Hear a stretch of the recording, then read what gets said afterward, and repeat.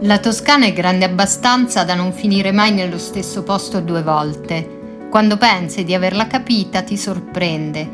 Con acqua calda in una piazza, una pineta che si apre sul mare, una rocca battuta dal vento o un'ombra etrusca che non avevi previsto. Questo viaggio riparte da dove la strada cambia profumo e ogni tappa sembra già un ricordo, anche se non sei ancora arrivata.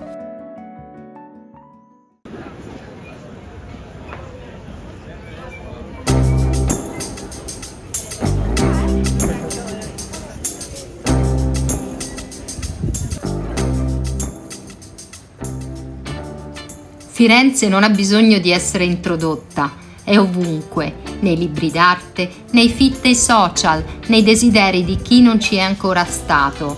Ma il paradosso è questo: più la vediamo, meno la guardiamo davvero.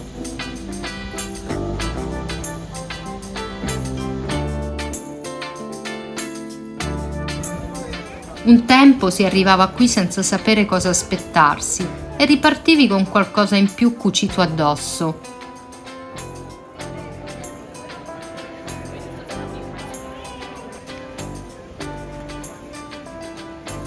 Oggi tutti sanno dove mettersi in posa, ma pochi si chiedono cosa stanno guardando davvero. Firenze è dove l'arte ha imparato a pensare, dove le idee sono diventate cupole, prospettive, proporzioni. Una città che ha plasmato lo sguardo.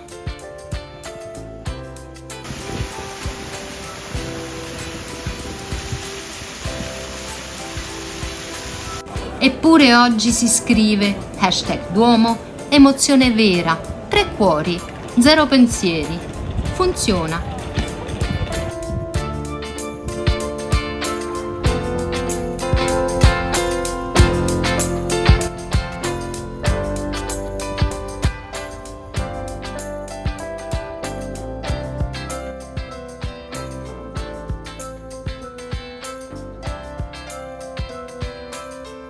Anche senza capire tutto, qualcosa ti entra sotto pelle.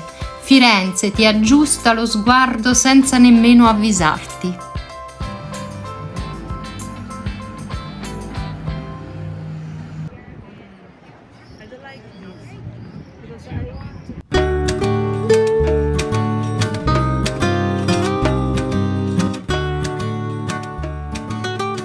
E proprio quando pensi di aver messo a fuoco il mondo, Siena ti mostra che la bellezza può essere ancora silenziosa.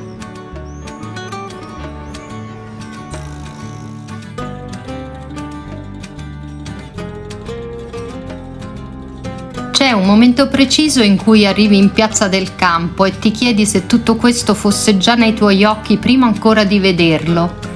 Non perché l'hai già visto, ma perché sembra fatta apposta per restare impressa.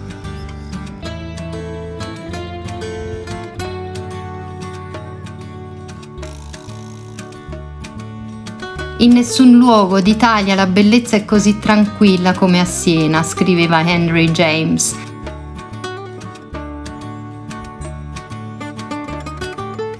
Il viaggio qui non è prestazione, ma presenza. Un modo nuovo di essere in un luogo molto vecchio.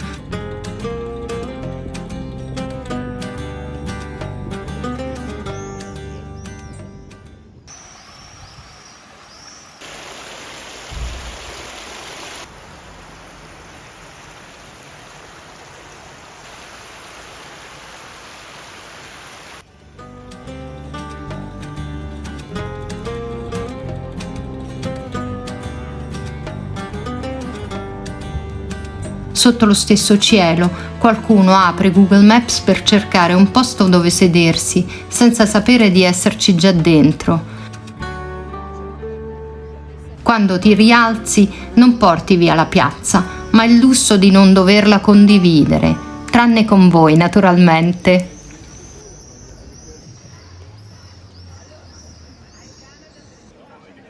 Ma c'è un altro silenzio ancora più liquido, che non si misura in piazze, ma in vapore.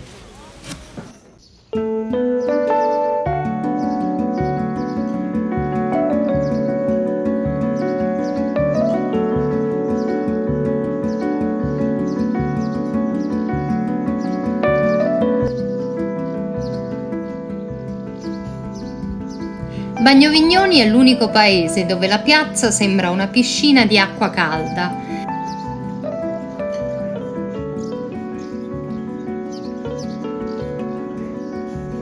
Chi si siede sui bordi ha sempre la faccia di uno che sta decidendo se tuffarsi, anche solo per sbaglio.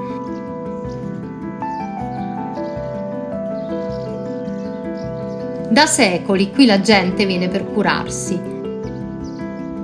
Dai pellegrini della via Francigena a chi cerca un bagno che scioglie la stanchezza del viaggio. C'è chi arriva per vedere la vasca e finisce per contare le papere. Qualcuno si scorda di fotografare, ma la vera sfida è capire dove finisce la piazza e dove inizia il silenzio.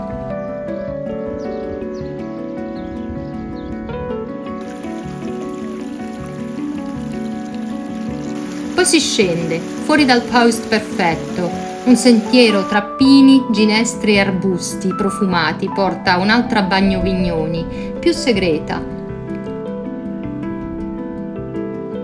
Lì sotto, tra una ginestra e una scusa per restare, l'acqua scorre libera e la gente pure. C'è chi si immerge con lentezza spirituale, chi con una faccia da "non ditemi mai più che devo tornare in ufficio". Io ci sono entrata un po' per caso e ne sono uscita diversa, sciolta, come se tutta la fatica dell'anno si fosse dimenticata di me. È qui che ho capito che certi luoghi non si visitano, ti succedono. Bagnovignoni è così, ti fa pensare che potresti anche rinascere. E forse un po' succede. È l'acqua, alla fine, a fare quello che dovrebbe fare sempre un viaggio. Ti lascia più leggera.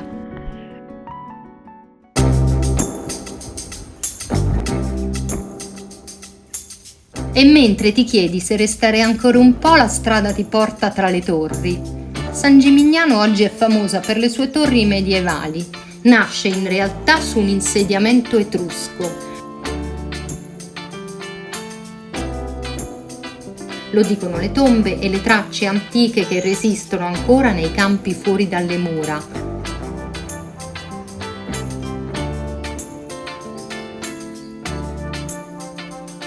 Oggi tutti arrivano per una foto dall'alto.